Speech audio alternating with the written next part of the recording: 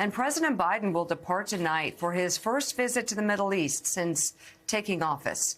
There, the president will meet with Israeli allies and will come face to face with the Crown Prince, believed to have ordered the murder of Washington Post journalist Jamal Khashoggi back in 2018. Earlier this morning, we asked National Security Council Coordinator for Strategic Communications at the White House, retired Rear Admiral John Kirby, what we should expect from this trip. Will President Biden confront the Crown Prince about the murder of Jamal Khashoggi? Look, I think human rights, civil rights, press freedoms, that's always on the agenda when the president meets with foreign leaders. We lead our foreign policy with our values, and that's evident by the work we've done with the Saudis to try to get a ceasefire extended now in Yemen, the longest period of peace in 7 years in Yemen.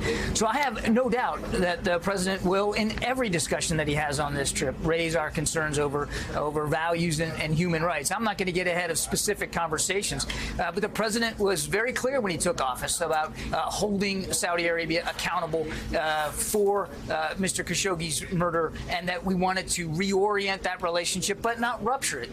Saudi Arabia is a key strategic partner in the region.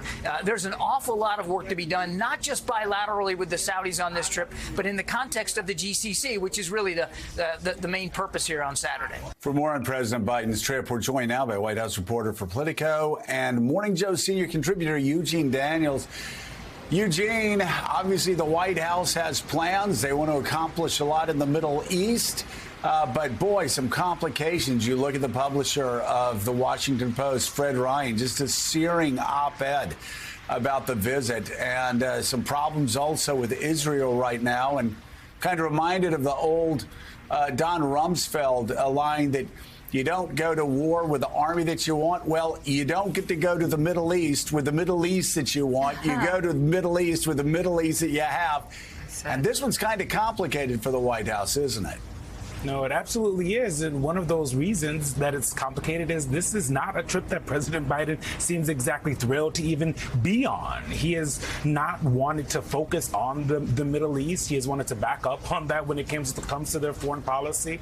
And then all of those complicating factors you just outlined, hearing from and having more pressure to bring up to whether it's in Israel when it comes to the issue between Israel and Palestine, or in Saudi Arabia with the myriad issues there when it comes to human and civil rights.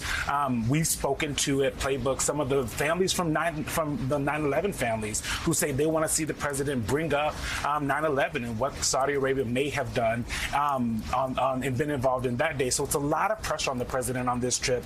In Israel, something that we're watching and that you may hear a lot is the word kind of integration of Middle Eastern countries. That's more links when it comes to security, economic and political concerns.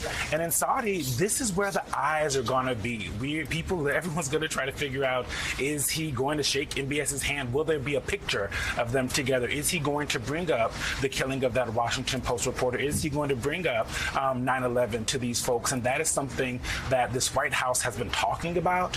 And they know, even kind of no matter what happens over there, it is going to have a lot of pain points. President Biden, as you see right there, wrote a column in the Washington Post over the weekend kind of outlining how he views it. But this trip is definitely one that coming at a really difficult time. One of the reasons that and Kirby didn't say this in that clip, but one of the reasons that this White House is kind of working to get these relationships back with Saudi Arabia is also because Israel, a key ally, wants them to. MBS is going to be around for a long time. And also you have this war in Ukraine making the oil conversation much more complicated than it was before.